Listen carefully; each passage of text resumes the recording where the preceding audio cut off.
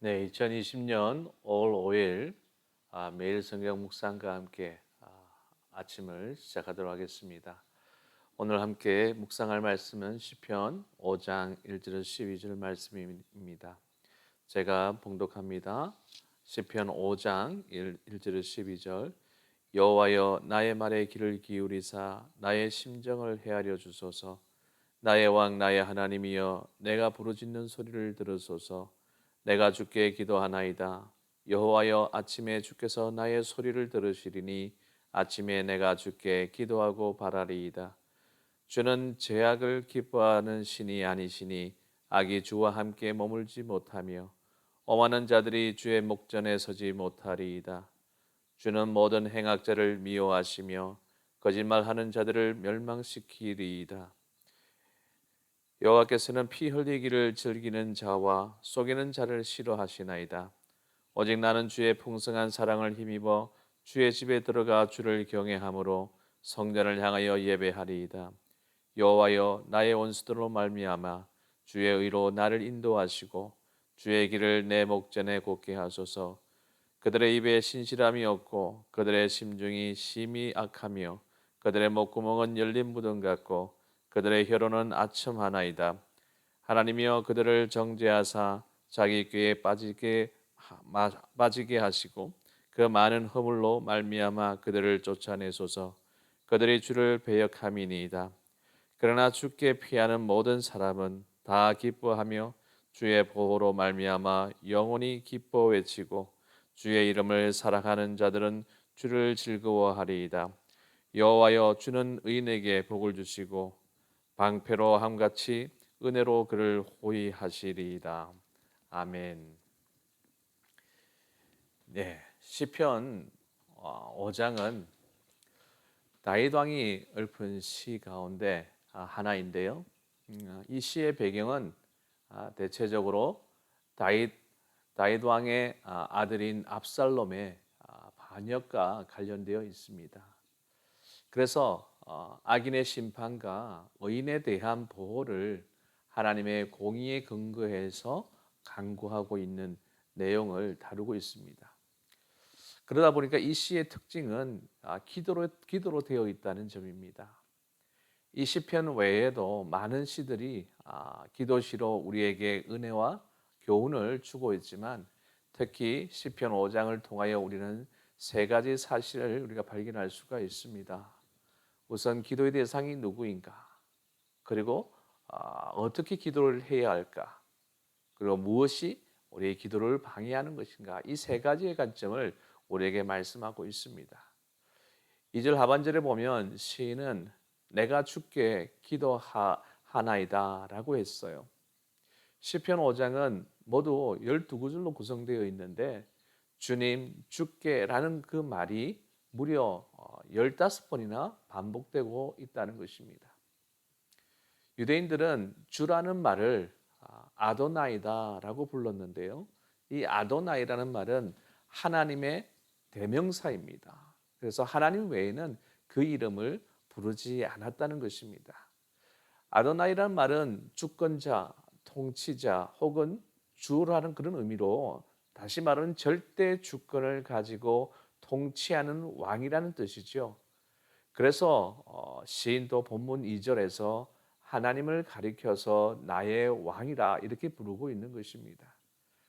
헬라 말로는 주님을 퀴리오스라고 하죠. 그 뜻은 최고 통치자라는 것이고 함축적으로는 존경할 만한 님이란 뜻도 됩니다. 우리는 여기서 왜 주님께 기도해야 하는가? 그 이유를 발견할 수가 있어요. 거기엔 두 가지 이유가 있다고 볼 수 있죠. 우선 첫째는 주님만이 최고 통치자이고 왕이시고 주권자이기 때문에 우리가 그분께 기도해야 된다. 이 말은 우리가 예를 들어서 시티 카운슬 멤버에게 부탁해서 되는 일이 있고요. 또한 스테이트 멤버에게 부탁해서 되는 일이 있어요. 그리고 보다 더 큰 일은 이처럼 미니스터에게 부탁을 해야 되고 더 큰 일이 있다면 프리미어에게 부탁을 하고 더욱더 큰 일이 생기면 프라임 미니스터에게 부탁을 해야 합니다. 하지만 만약에 프라임 미니스터에게도 안 된다면 어떻게 해야 합니까? 이 세상에서 최고의 결정권자에게도 되지 않는 일이라면 최종적으로 이 세상을 창조하시고 또한 주인 되시는 왕 중에 왕이시며 주권자이시며 통치자이신 하나님께 부탁드릴 수밖에 없지 않겠어요? 바로 이처럼 하나님께 부탁드리는 것, 이것이 기도라는 것입니다. 그리고 또한 주님께서는 나의 주님이 되시기 때문에 우리가 기도하는 이유가 여기 있는 거예요. 하나님이 나의 주님이시다라는 의미는 나와 깊은 관계가 있다는 뜻입니다.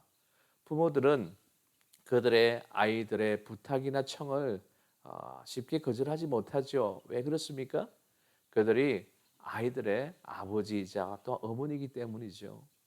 마찬가지로 하나님은 나의 주님이시기 때문에 모든 사정과 고민을 다 말씀드릴 수가 있다는 것입니다.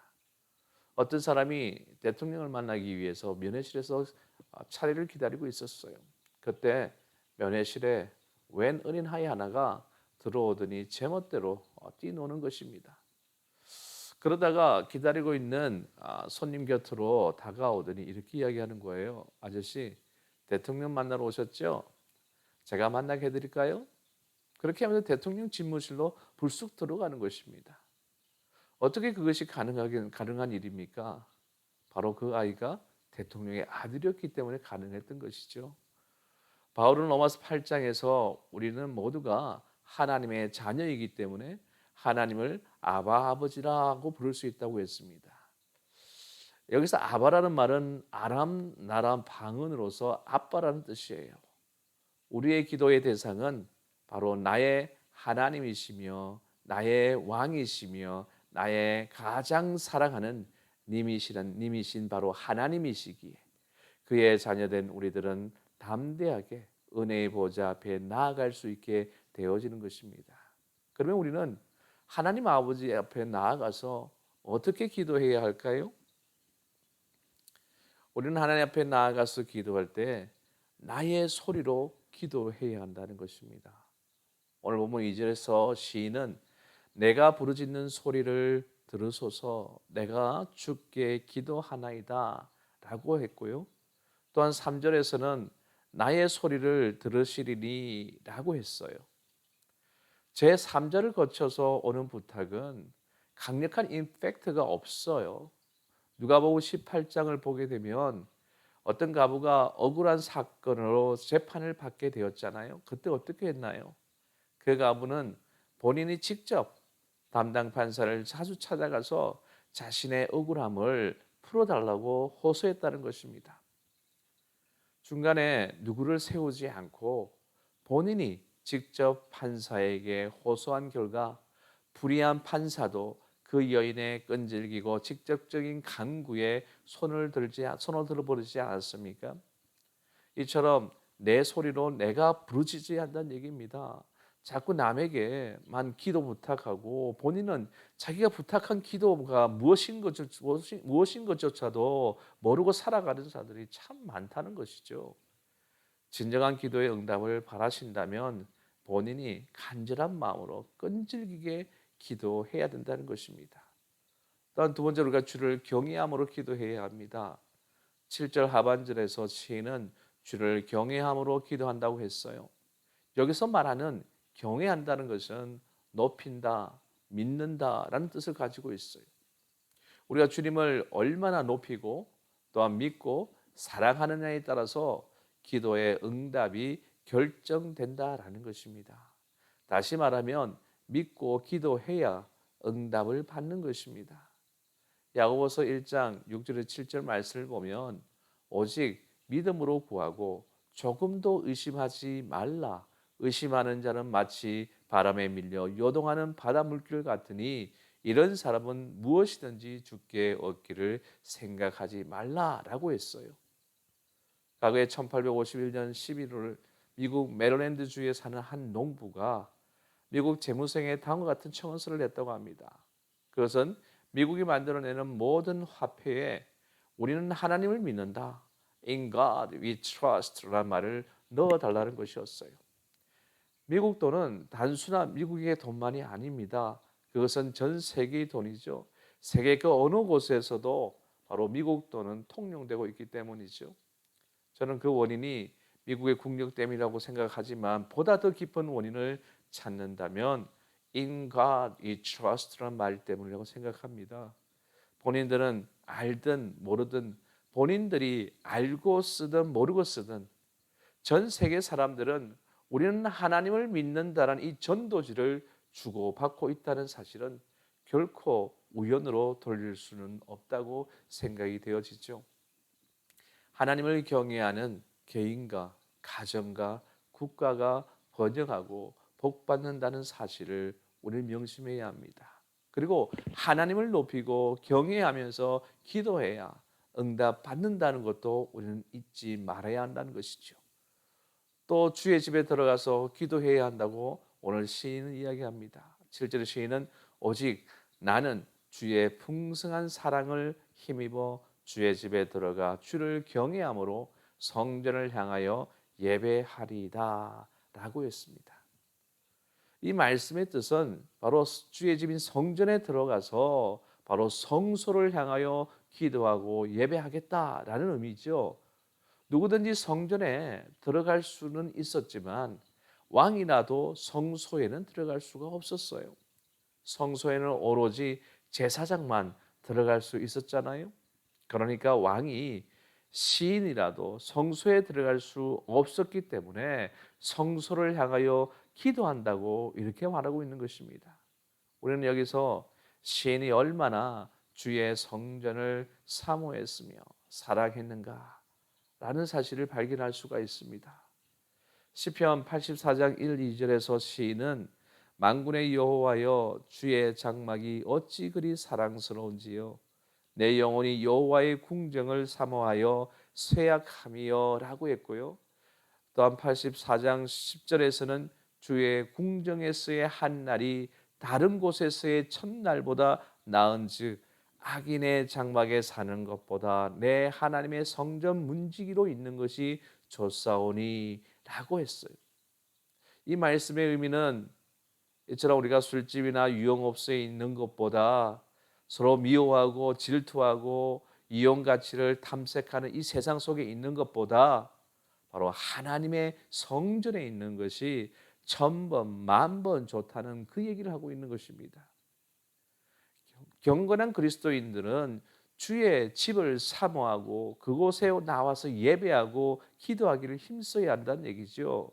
우리가 진실로 하나님의 축복과 응답을 받고자 한다면 하나님의 성전에 나오기를 힘써야 하고 정성을 기울여 미리 준비하고 나와야 한다는 얘기입니다. 오늘 보통 결혼식이나 동창회나 각종 모임에 나가려면 미리 준비도 하고 단장도 하고 시간 전에 나가지 않습니까? 하물며 살아계신 나의 하나님께 예배드리러 나올 때 그만한 정성을 기울이지 않는다면 어떻게 그것이 예배가 되겠어요? 주일 예배를 드리려면 토요일부터 만반의 준비가 되어야 합니다. 그리고 자기 성경과 찬송도 가지고 다녀야죠. 시간도 지켜야 하고 몸가짐도 단정히 잘 준비되어야 합니다. 이처럼 주의 성전을 사모하고 거기 나와서 기도하고 그곳에서 예배하고 경배하는 사람에게 주님은 복을 주시기를 원하시는 거예요. 주의 집은 만민이 기도하는 곳임을 잊지 말고 주의 집을 간절히 사모함으로 기도하는 저와 여러분들이 되어야 한다. 그 얘기를 말씀드리는 것입니다. 이러한 간절한 사모함 속에서 우리가 하나님께 기도하지만 이 기도를 방해하는 것들이 참 많이 있다는 것이죠. 오늘 보면 4절에서 시인은 주는 죄악을 기뻐하는 신이 아니시니라고 했죠. 5절에서는 오만한 자가 주의 목전에 서지 못하리다 라고 했고요. 6절에서는 거짓말하는 자들을 멸망시키리다 라고 했고 피 흘리기를 즐기는 자와 속이는 자를 싫어하신다 라고 했습니다. 이상의 말씀들을 우리가 종합해 보면 죄와 교만과 거짓말과 피 흘리기를 즐기는 이 폭력은 기도를 방해하는 요소들이다 라는 것이죠. 우리가 방음된 공간 안에서 제 아무리 소리를 쳐도 밖으로 소리가 새어나오지 않겠죠? 근데 죄와 교만, 거짓, 폭력 따위는 기도 소리를 차단하는 방음벽들이라는 것이죠. 그렇다면 우리들의 경우 무엇이 우리의 기도를 차단하고 있는 것입니까? 미국 헌법 작성위원회 위원이었던 벤자민 프랭클린은 개시마다 기도하고 회의를 시작하자고 제안해서 그것이 가결된 후 회의가 개회될 때마다 기도했다고 합니다. 주님은 성전을 가리켜서 내 집은 만민이 기도하는 집이라고 하셨어요. 시인 다윗은 주의 집에 들어가 주께 기도한다고 했습니다. 이처럼 기도할 집이 없어서 골방이나 산속이나 땅굴 속에서 소리를 죽인 채 눈물로 기도하는 북한의 지하교회 성도들이 있다는 사실을 기억하시고 우리는 감사해야 합니다. 요즘 코로나로 인해서 우리가 예배당에 나갈 수 없는 작금의 현실 앞에서 여러분들은 어떤 느낌이 있습니까? 물론 건물이 중요한 것은 아닙니다. 우리의 예배와 기도를 받으시는 하나님이 계신 곳이 바로 예배 처소요, 또한 기도 처소입니다. 하지만 우리가 시장터에서 하나님께 예배하고 기도하기가 힘들기에 예배당으로 와서 예배하고 기도하는 것 아니겠습니까? 그러므로 예배당에 나와서 예배하고 기도할 수 있는 것이 얼마나 큰 행복인지를 잊지 마시기를 바랍니다. 시인이 1절에서 고백한 대로 나의 말에 귀를 기울이시고 나의 심정을 헤아려 주시는 나의 왕, 나의 주님께 기도할 수 있는 특권을 주신 하나님께 감사하며 주의 집에 들어가서 주님께 믿음으로 기도하여 응답의 축복을 받아 누릴 수 있는 저와 여러분이 다 되시기를 주님 이름으로 간절히 축원합니다. 오늘 하루도 기도로 시작함으로 하나님의 보호와 인도하심을 받아 누리는 복된 하루가 되시기를 다시 한번 주님의 이름으로 축복합니다. 오늘 말씀을 생각하면서 하나님께 우리가 함께 찬양했으면 좋겠습니다.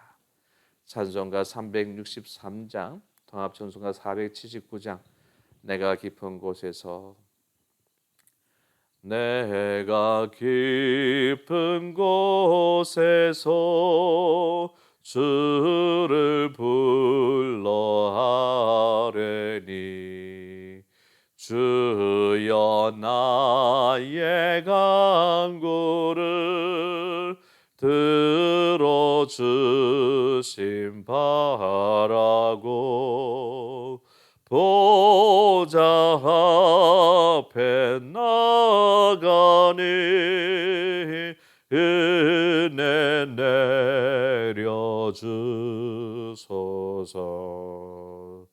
주가 죄를 살피며 누가 능히 서리요.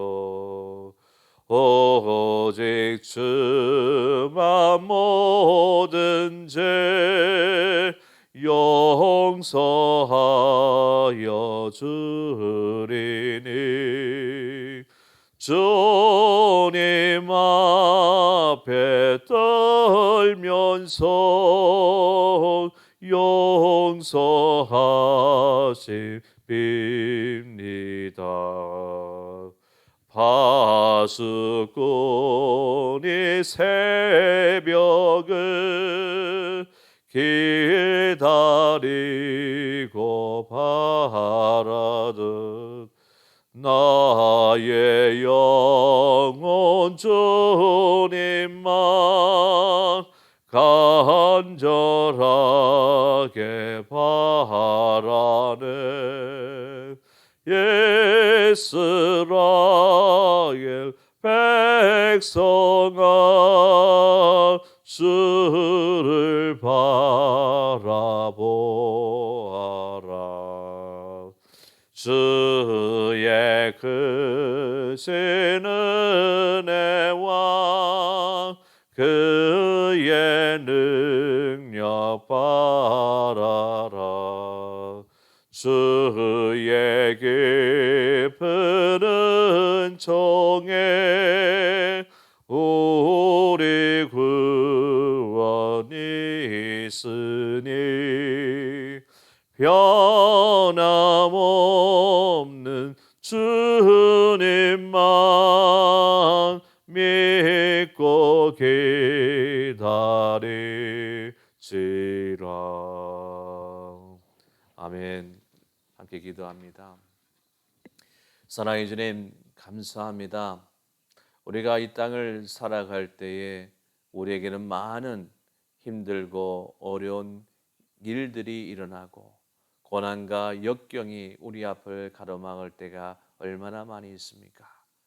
오늘 우리가 시편 기자의 말씀을 통해서 다윗 왕것이 그의 아들 압살롬으로 인해서 심한 고통과 고난 속에 있었지만 하나님께 간절히 기도함으로 이 힘들고 어려운 이 상황을 헤쳐나가는 것을 보게 됩니다.